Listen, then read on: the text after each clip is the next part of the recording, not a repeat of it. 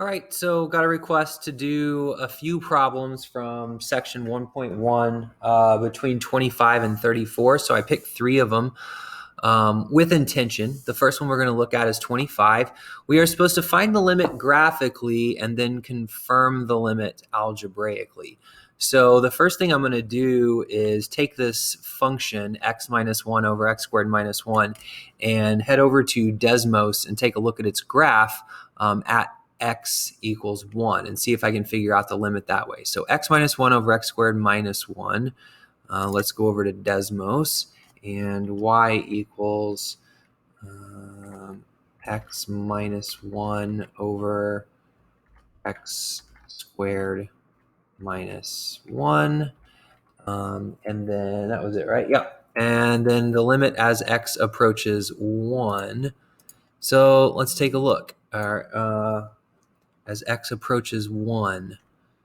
So let's see. That's a pretty good view of it right there. As we approach 1 from either side of 1, it looks like our function is approaching y value of 1/2. So I'm fairly certain this limit is 1/2. So now we just need to confirm it algebraically. We'll come in here with blue. I'm going to say, I believe this is 1/2. So let's confirm it algebraically. Well, x squared minus 1 factors. So the first thing I'm going to do is rewrite this as the limit as x goes to 1 of x minus 1 over x minus 1 times x plus 1. And the x minus 1 factors cancel. And then we move to the limit as x goes to 1. There's a 1 left on top. So of 1 over x plus 1, this is a rational function, polynomial 1 over polynomial x plus 1. So we can go direct substitution, 1 over 1 plus 1 for an answer of 1/2. And hey, we did it. So graphically, we got 1/2. Algebraically, we got 1/2. Let's move to number 28.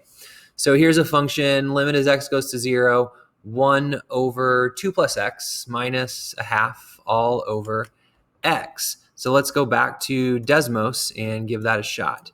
So let's get our fraction, and we have another fraction, 1 over 2 plus x. And then that's going to be minus 1 over 2, and this is all over x. And then we want to take a look at what's going on at x equals 0. All right, at x equals 0. So we're zooming in a lot. Looks to be something between -2, -0.2, -0.3. In fact, it looks to be pretty much right in the center. And we will see what's going on with that. I'm going to guess it's -1/4, but we need to confirm that algebraically. So let's stick a -1/4 over here as our graphical interpretation, and then let's get down to the algebra part. So I see, let's see, multiply here. I'm noticing a common denominator of 2 times 2 plus x. So this needs a 2, that needs a 2. This needs an x plus 2, and this needs an x plus 2. So we should have then a limit as x goes to 0 of 2 times 1 is 2 minus an x minus 2 on top. That's all over 2 times x plus 2. Sorry, that's a plus. And then this is all over x. If we distribute the negative to the x plus 2, we've got 2 minus x minus 2. And then those 2's zero out. So now that's a limit as x goes to 0 of. I see a negative x on top. I see a 2 times x plus 2 on bottom. And then rather than divide the whole thing by x, how about I multiply it by 1 over x? So dividing by a number is the same as multiplying by the reciprocal. And then let's cancel the x's.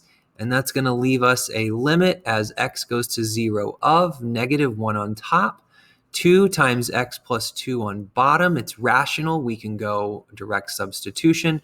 0 goes in, -1 over 2 times 0 plus 2. So that's -1 over 2 times 2. That's -1/4. All right. Last one, number 30. Limit as x goes to 0 of sine of 2x over x. So it was established a little earlier in the reading in this section, and you may remember from last year as well, that we kind of take it for gospel or granted almost that the limit as x goes to 0 of the sine of an angle over that angle. Actually, this should be a theta here. Let's change that to theta goes to 0. So this is just always 1. And I want to confirm that with a graph so that we can have some proof there. So if I say sine of x over x, then as we go to 0, we are not in radian form. There we go. Now I see it. So sine of x over x. So as we go to 0 on the x-axis, yes, this graph does indeed go to 1. It turns out there's a hole there at 0, 1. But yeah, there it is, 0, undefined. But yeah, so the graph itself confirms that this limit is 1. And so what that means then, back to our work, yeah, so this is sine of 2x over x. So what does that mean for us here? Well, as long as this angle and this angle are the same, we still have 1 as the answer. Well, this angle is 2x. Well, that means this needs to be 2x. And I can multiply by 2 in the denominator as long as I also multiply by 2 in the numerator, because effectively that makes everything drop out. 2 over 2 is 1, and that doesn't change anything. So this is the limit as x goes to 0 of 2 times the sine of 2x over 2x.